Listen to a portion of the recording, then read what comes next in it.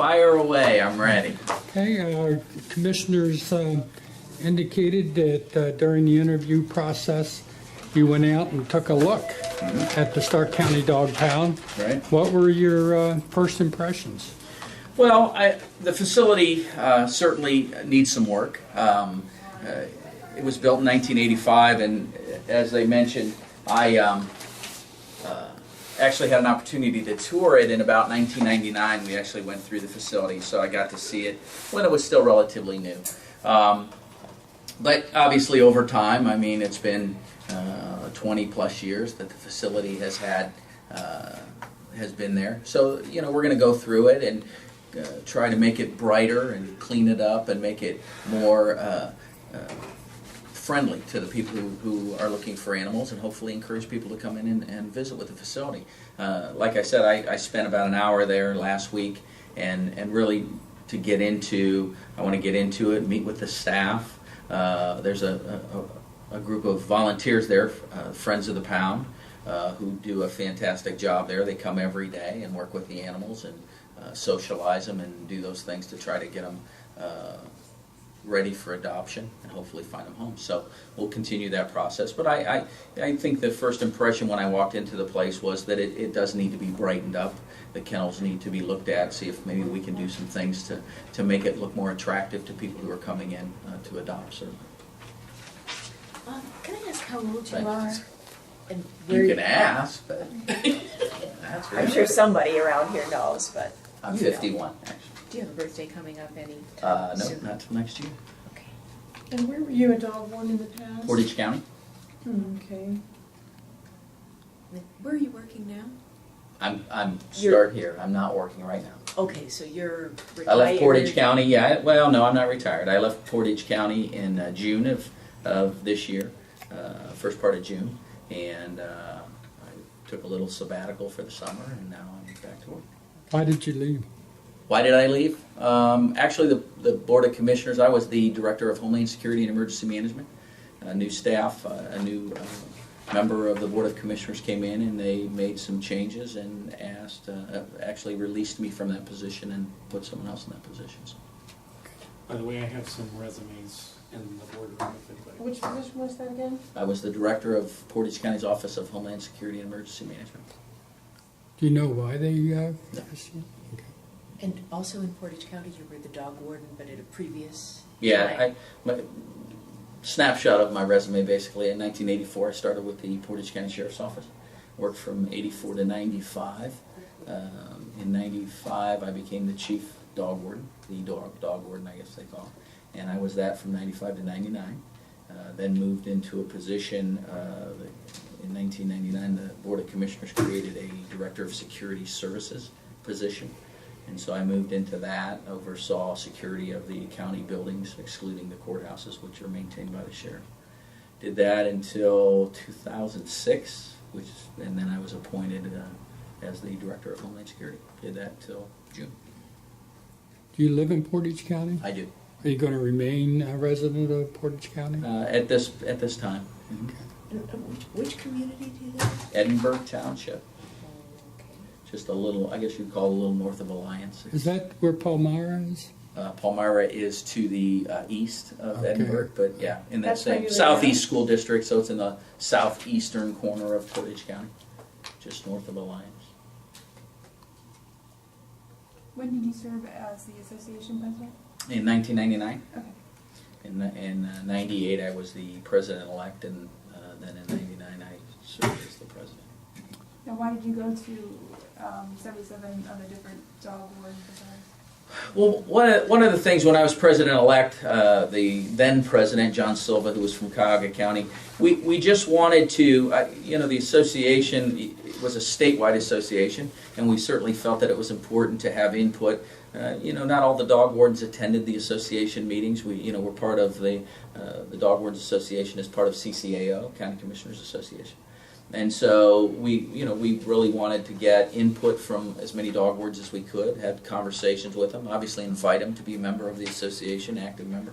And so we started that process, and it was also to see how things are done across the state of Ohio. I mean, you got 88 different counties, and I can tell you that we visited 77 in 2 years, and there's 77 different ways of doing things. There is an Ohio Revised Code. I'm sorry to interrupt, John, just to let the press know, we are going to be moving into executive session after this last motion item, just to talk about pending or threatened litigation. So I don't anticipate action afterwards, but just FYI, we're almost there, so. Okay. I'm sorry, John. No, that's fine. So, it was, the Ohio Revised Code is our main function. The Ohio Revised Code, Section 955, which deals with the dog licensure and dogs running at large. And so that's the thrust of what we do. And then obviously we provide a kennel for the animals that we house, hopefully to find homes. And I mean, that's the goal, at least at this facility, and it was the goal when I was the dog warden in Portage County, was also to try to get as many of these animals that end up in our facility forever homes. So that's what we worked toward. Have you been active in the state association since you were the head of it? The Dog Wardens Association? Yes. No, I once I left in '99 as the dog warden, and the dog warden came on staff. They were involved, obviously. So no, I haven't been involved in the association since. I mean, I still have people that I know that are in the association. When I was the Director of Homeland Security for Portage County, I actually sit on a panel who interviewed the current dog warden, and the Board of Commissioners appointed. And so I was still active, and he and I kept in touch as to what was going on, and certainly have a relationship in that regard. So. Do you plan to pick up with the state association now that you hold a dog warden's position? Yeah, I mean, I very much. And again, it's because we need that continuity at the state level to make sure that everybody is understands the law. There's been some recent changes in the law. Before, vicious dogs were just vicious. Pit bulls, as an example, was a vicious dog just by breed alone. And the legislation has changed now that that's no longer the case, that there is a process, a due process that goes through in order for a dog to be classified as vicious. And there are levels of that. And so there have been changes in the law since I was the dog warden. And I look forward to getting involved in that, working with the prosecutor's office, obviously, to work through that process. Did you say it was Happy Trails that you enjoyed? Happy Trails. Happy Trails. Yes, that's fine. Happy Trails Animal Sanctuary. It's located in Ravenna, Ohio. They actually work with throughout the state of Ohio because there's not many of those organizations around that get involved with farm animals as well as so that's what they focus on, and they travel all over the state, work with humane societies all over the state of Ohio. I've been involved with them when I was with the Sheriff's Department in Portage County. We did some investigations with them, the removal of some horses. My wife and I rehabbed several horses that were removed for that facility, and then found them forever homes, the ones that were healthy enough. And we're just in the process right now, while I've been off on my sabbatical for 2 months, we built another barn and put up some fence to start being involved in that again. So we'll be involved in that. How did you become aware of the Stark County opening? Actually, I think it was initially Dave McIntyre, who's the Portage County dog warden, called me and said that the opening existed, and it was posted. Stark County had it posted on their website, so that's what started my interest in the application process. Case of returning to your first love? I do love animals. Seriously, I mean, I was a canine officer for the Sheriff's Department back in the 90s. I took a puppy and raised him, a Rottweiler puppy, and raised him and actually trained him and certified him to be a certified police canine, and worked with him on the Sheriff's Department. So I do enjoy it. I mean, I enjoy it. The satisfaction for me is always seeing these animals brought in out of an environment of running loose or whatever that may be, and making them healthy and then getting them a new home. I mean, it really is. It's a satisfaction. I think that when you can put the right dog with the right family, and that's their forever home, I think it's just a great thing. Have you ever worked with unions before in your role in Portage County? Yeah. There's a union at the dog ones? Yes. Yeah. Actually, I think they're a different group, but I think it's still part of the Teamsters. They're both part of the team. What was your relationship with the union at Portage County? They're a union. I don't really have any I don't have any ill will. I mean, I was a member of the union when I was at the sheriff's office. So I was a member there, and then when I moved into management, then they were a union, and we worked with them. I don't think there's any problem with the unions or anything. I embrace that they're there. We all have a job to do, and I mean, all what that does is defines those folks' jobs, and we just make sure everybody does their job. I haven't met, I haven't had an opportunity. I met a couple of the staff members when I toured the facility, but I hadn't met them all. But, I got to tell you something. I'm impressed that of the staff there, the years of service that they have. I mean, you have some people there that are 20 years service, and I mean, I think that's just testimony to they are committed to that. And I think that, that helps me because we can sit together and they've had 20 years to digest what's there. They can tell me what needs to be done. We can work together to make it better. I just think that's great. And how big of a staff did you have when you were in Portage County? When I was in Portage, I think I had 5 deputies and kennel staff, 1 kennel staff, so there were 6 total. Here there's 7. There is one person who's a secretary dispatcher, which we didn't have that position there, but we had kennel workers and deputies.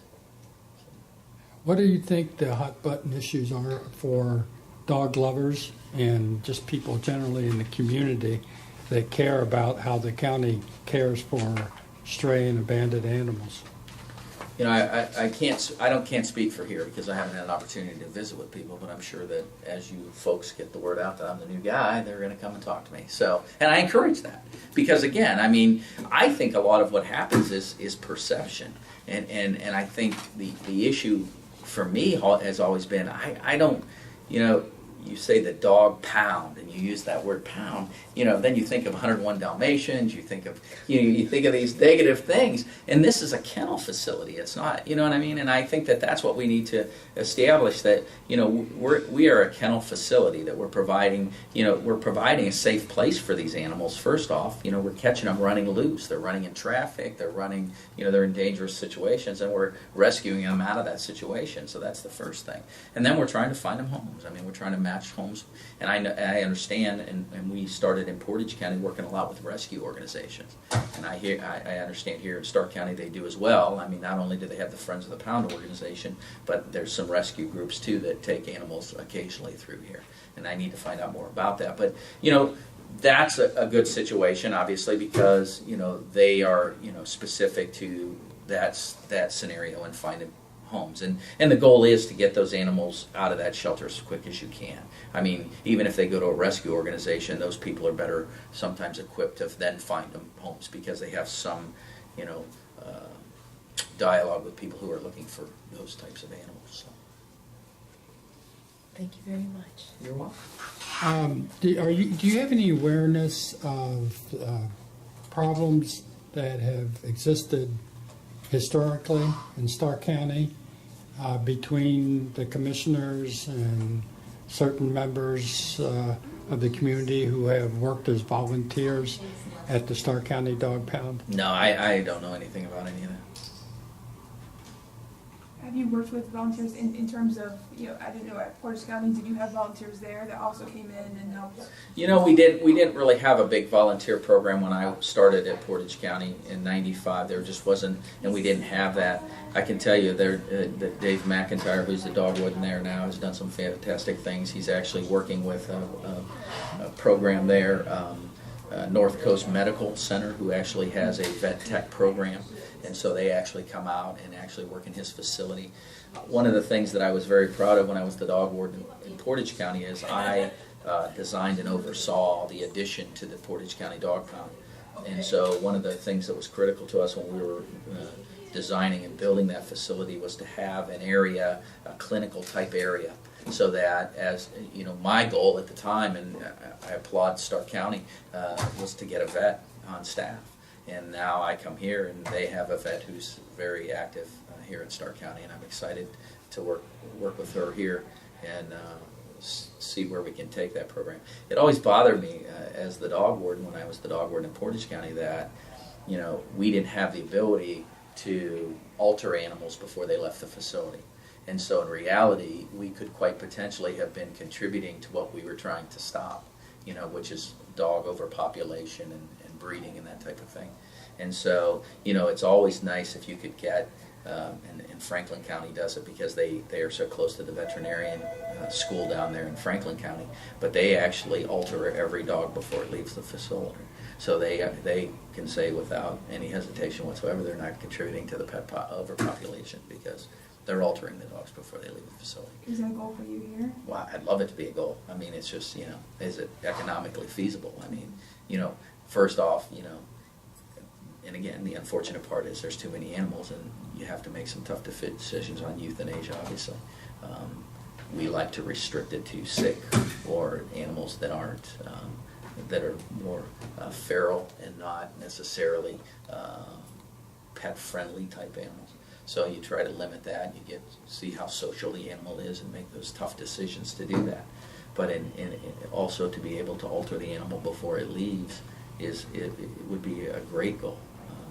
But at some point too, you have to balance that against the cost and the cost factor to the county to do that. The cost factor, if you have to charge, obviously, for adoption fees, you would have to add that on for that. And so, I mean, it would be great if we could work. I mean, up there, what I did, we didn't have a spay-neuter program, so we really worked with a place. It was Friends of Animals is what it was called, and they actually have spay-neuter certificates.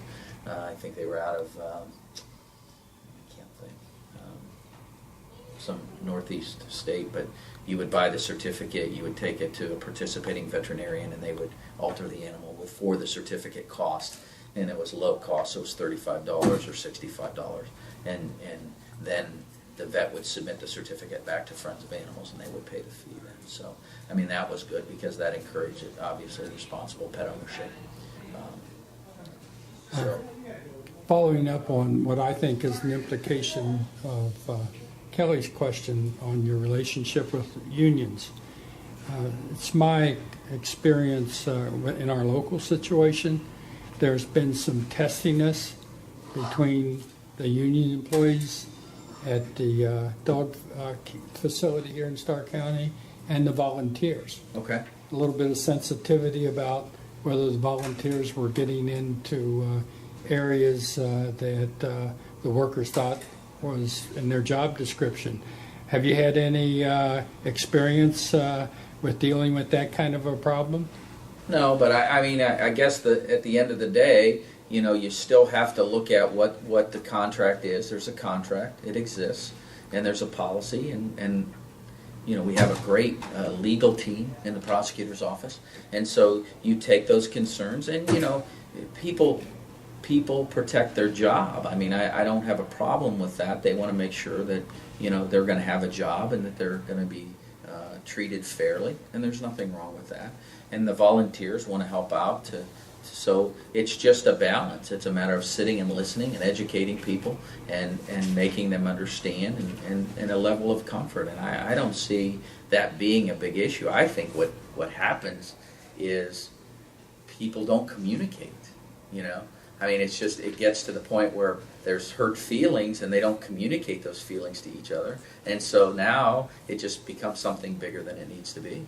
And I think, I have always, in every job where I've been a department head, I take a team approach to everything. It's not my way. I mean, at some point you have to say this is the decision and we're going to move forward. But I think everybody should have a right to voice their opinion, respectfully. Respectfully. And once that's done, then we talk about it, and I think we come up with a consensus that works for everybody. Volunteers are critical in this type of organization because why are they volunteering? The reason they're volunteering is they have such a passion for what they're doing. They're doing it for nothing, for no pay. And it's because they have the passion. And if you can harness that passion to get these animals a home and to find them a forever home so they're not running the streets, they're not, getting hit by cars, they're not getting into something that's going to make them sick and they're out there living a terrible life, I don't know how that's a bad thing. It's educating people so that everybody knows what everybody does. And the deputies, the kennel staff there, they have a job to do. They're paid to do a job. And they don't want anyone to interfere with their ability to do their job either, and I appreciate that. It's just making these people understand how it works together. And I think we can do that. I don't think, whatever happened in the past is the past. I'm coming in with a new perspective. We're going to sit, we're going to talk about it, we're going to come up with a plan, and we're going to move forward. And I think we'll be fine. I really do. I embrace volunteerism. Like I said, we take care of animals at our home, and I just think we'll be fine. We'll get through it. Do you envision a screening process that filter folks that might not really be suited to be volunteers? Well, and again, my understanding, and I haven't had an opportunity to be involved in this yet, so you got to give me a little time, maybe come in and visit me in a few months and we'll talk about it some more. But I think part of the issue here is that the Friends of the Pound organization are their own 501c3, so they're their own organization. They just have this relationship with the kennel, which I welcome. So it's understanding what their mission is. Obviously, their mission, they have a mission and a statement for their organization. And it's understanding what that is and how it can fit into what we're doing. And I think that we can make that work. I really do. I noticed on their website, which I did visit the other day, that they're trying to get donations to buy elevated beds for the kennels, which is a great idea. It really is. It keeps them up off that concrete and having to lay on that cold floor, which I think is a great idea. Do you plan to change the name, like on the website and everything, of the Stark County Dog Pound? Is that what it says? I don't like the word pound. I mean, I don't like that. I think that I like kennel better. Stark County Dog Warden's Office and Shelter. I like Shelter as a name. So I think we look at it. I think we can look at it and see, but I want it to be more inviting. I appreciate this board of commissioners, and I appreciate the gentleman who was sitting in the back who stood up and applauded this board for transparency, because I believe in that. I believe that they appointed me to this position, but I work for the citizens of Stark County. And if somebody has an issue, they come in, we're going to make sure that they may not agree, but they're going to get all the information they need so that they understand why it is the way it is. Did you discuss with the commissioners what kind of role you're going to have in bringing new employees on board as retirements, people getting other jobs takes place? No, we didn't discuss that. I commend what they said about me in there, and their confidence in my leadership. So I would expect that I would be involved in that process as it goes along. Can you tell me your wife's name? You said she's a Janet. gardener? Janet. Mhm. And she has your same last name? Yes. Okay. She owns a company out of our home. It's called A1 Canine Grooming. Lives out of your home. Yeah. And you guys live in Edinburgh Edinburgh. Township, right? Right. And you said she sometimes helps get the animals She cleaned does, up? yeah. When I was the I dog think warden in that's so Portage cool. County, I would once the dogs were available for adoption, I would pick one out and I would take it to her, and she would spend time making it pretty and putting little bows in its hair and all of that. And, Like you would pick like a dog of the week or something you're yeah, trying to... yeah, or more. But then I would take it around and show it to people. And I'm really a public service kind of guy. I really am. I mean, that's the kind. I love public speaking. Always have. Presenting and being out in the public. And so, I love to take the animals that we have out to show people, this is a pound dog. This is what you're missing when, and again, I use that word, this is a kennel dog from the Stark County Dog Warden's Office. But this is the caliber of dog that you could expect to come and see and adopt from our facility. And I think that goes a long way, I mean, I just think people think, unfortunately, that our facility takes in stray, unadoptable animals, and that's the last place they go. And I really just hope that I can educate people that there's just wonderful animals in that facility that deserve a second chance and another home. Is it a goal of yours to have people in Stark County think of the Stark County Dog Facility as being the equivalent of the best in commercially and privately run kennels? Well, and again, I mean, we're not a boarding kennel, so it's a different type of scenario. But I want them to have confidence in knowing that when those animals are in our facility, they're receiving the best care, and they're being very humanely taken care of, and we're making every effort to try to find them a new home, a forever home, if they are quality to be released back out into society. So. Have you always worked in the public sector as an adult? Pretty much. 1984, I started in public service with the sheriff's office, and I've been in public service ever since. I actually, I've held many hats during that career. Worked at some other, I've done a lot of volunteer service too in public service. I worked at some other police departments in a volunteer capacity.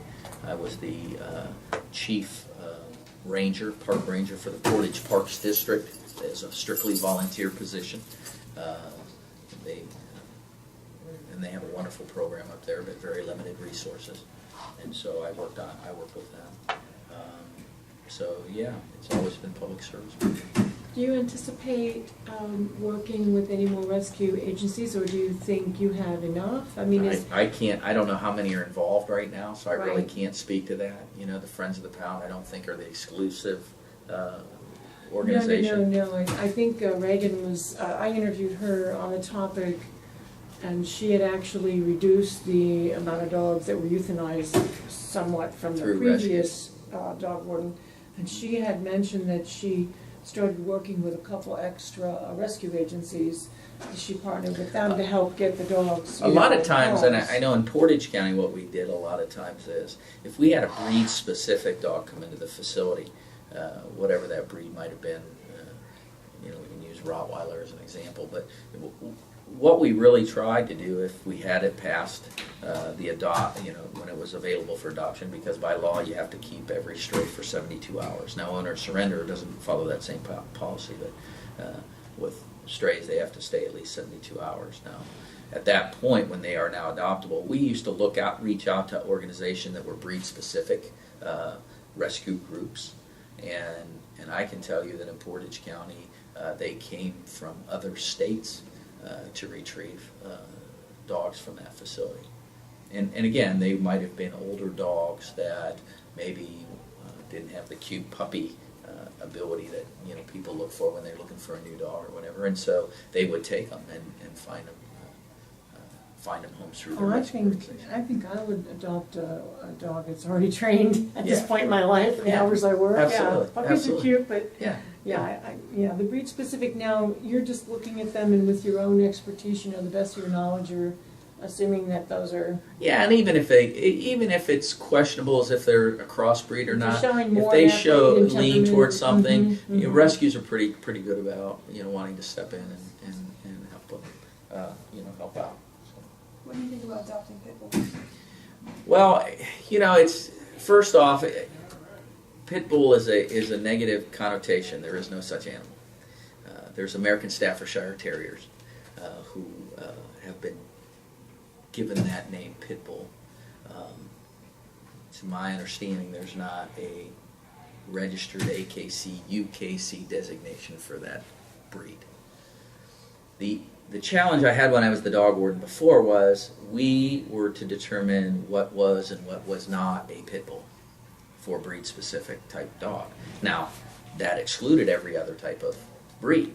I mean, if you go back and Google Cane Corso as an example, a Cane Corso, they have been involved in a lot of attacks, and they're but it's not specific to the breed. It's specific to the dog, to that animal. American Staffordshire Terriers, I've seen tons of them that are friendly animals. The problem is, it's not how I feel about adopting them. I think we put together a socialization program, and we make sure that the animals that we are offering for adoption meet a threshold for adoptability, that they aren't exhibiting signs of viciousness and that type of thing, which you're never going to know 100%. I mean, you're just not going to know if there's a specific button that might trigger a dog, but we put them through a process, and that's where the volunteers come in. That's where this Friends of the Pound organization comes in. You let them spend some time with these animals and socialize them and see how they react to socialization. And as well as the staff, you take from the second they get picked up, the staff's in constant contact with them. And so you rely on your staff to tell you, was there something that caused that animal some kind of stress. So, but the problem is right now, I mean, when I toured the facility, I would say 50% of the animals that were in that facility the day I toured were of that type of dog. Looked to be what was determined as a pit bull. And so there's You're so, talking about Stark County specifically? yeah, yeah. And so there are so many of them, and, you know, I think we can all agree that that type of dog has a stereotype. And so how do you find them homes? How do you, even if they're great dogs, I mean, how do you get them homes? And so the longer an animal stays in a shelter, I think, is not healthy for them. And so you need to, you know, try to do something. And I don't really know of many rescue organizations for, you know, now American Staffordshire Terriers. Yeah, probably there are. But again, it's a demeanor type of thing. And the law has changed, and the change in the law now is every dog, regardless of breed now, you make a determination based on its activity. And I think that's fair. I think that's fair to everybody.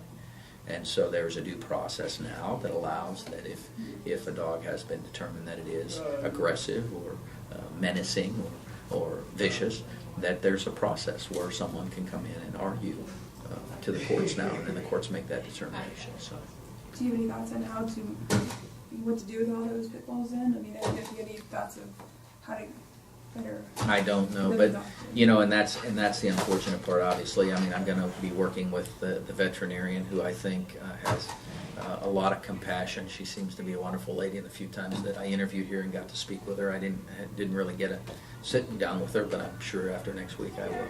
And I think that we come up with a plan about that. I guess the bigger thing is how do we get them back to their homes?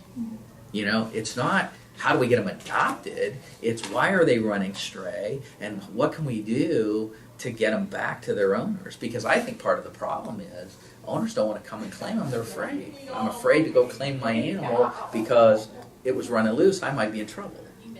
And so, you know, we need to set that aside and say, look, this is your animal, this is your family member, you need to come and get it back, and, you know, make sure that it's safe and it's back home with you, and that you're going to take the proper steps to take care of it. And I think that spay-neuter is huge. Bob Barker is one of my biggest mentors. I just think that we really need to educate people on that.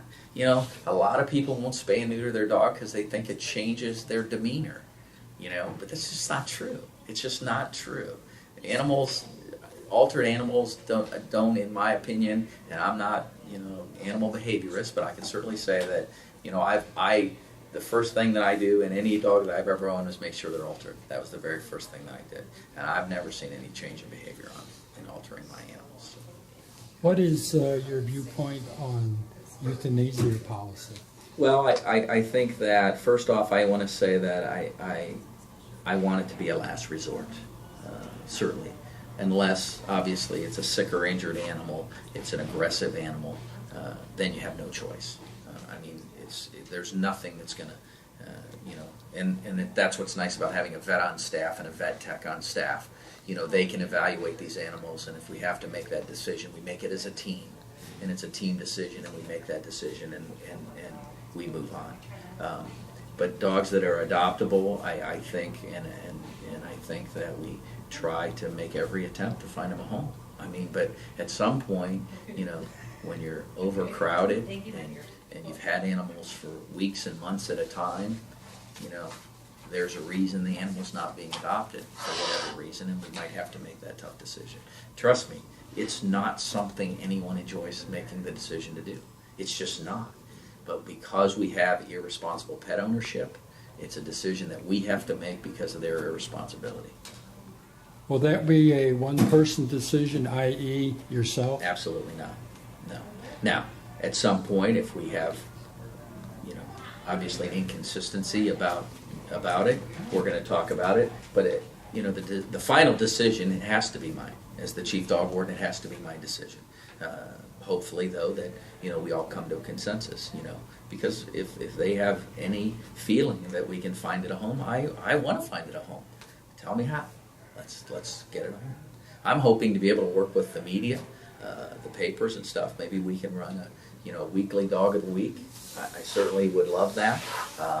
You know, you come out, or I take the picture with me, and here's the dog, and whatever we can do. When I was at Portage County, I worked with the newspaper there, the Record Courier, and what I would do is I would call once a week or fax over a list of the dogs that we got for that week, and then people said, oh my gosh, I can't believe they have those kinds of dogs there, and we increased the adoption rate. Just something as simple as that. Here's the dogs picked up. If not claimed by their owners, they will be available for adoption. And people were calling up. Hey, let us know, we want to be, one of the things when I was the dog warden, it never happened before until I became the dog warden. Under the statute, if we adopt an animal out, it's always first come, first served once it's adoptable. But if two people show up at the exact same time when that animal becomes available, you can have an auction. You can have an auction for that animal. And what we did was we said, put down how much you're willing to pay. And you put down how much you're willing to pay. And whoever's number was bigger owned that dog. And it was great that there was that kind of wanting to be and get a dog that way. And so, just little things like that. We need to make sure that people are purchasing dog tags. And it happened in Portage County, and it's happened here. It's declined. Those tag numbers start to decline over time. And it's because, either animals die, people get new pets that they don't register, or whatever that may happen. And so what we have to do is we have to make sure that we're getting compliance. I'd love to have 100% compliance, but I don't think that'll ever happen. And so, the deputies will be working through that process to identify people who don't have tags and to go out and visit them and make sure that they get their animals licensed. Because licenses are critical. They're critical to get your dog back to you, number one. They're critical for my facility to be able to go out and pick up strays, have the money to be able to do that and care for these strays. And so that funding source is necessary to be able to do this job. And so we're going to make sure that we're being aggressive about seeing that people have their animals licensed.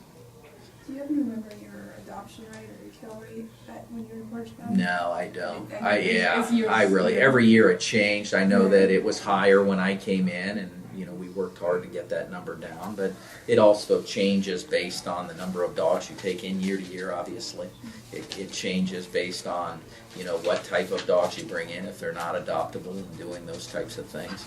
And so there's all kinds of factors that lead to that, those number shifts and whatever. I know that Reagan, who was here before me, I know she was real big about, trying to find these animals homes, and I want to keep moving that forward, obviously. So.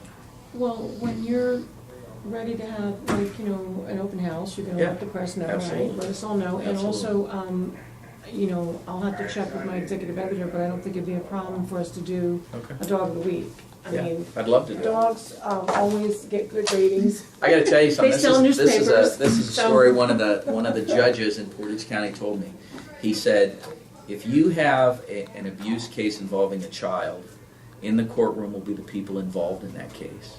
If you have an abuse case involving an animal, that courtroom will be packed. People have passion for animals. Mm-hmm. There's no doubt. Mm-hmm. But it's just, I'd like to put myself out of business. I mean, truly, I would. I would like to be able to get to the point where everybody's taking care of their animals and there is no strays and we're out of business. The reality is it's never going to happen. But we work for that every day. We work towards that goal every day. Getting 100% compliance and no animals running loose and that kennel being empty. I'd love for that to happen. What is your dog's name? Well, I had two. So I had Brittany, and she passed away. And Sasha is she's a boxer, and she's actually 13 years old now. She's the one you adopted. Well, I adopted two. I had Brittany was one of the first ones I had. She was a Cocker Dachshund mix, and she stayed with us. She was with us 10 years. She contracted cancer, and we had to have her put to sleep. And like I said, now we have Sasha, and she's 13 now, and in boxer years, that's past their life, actually.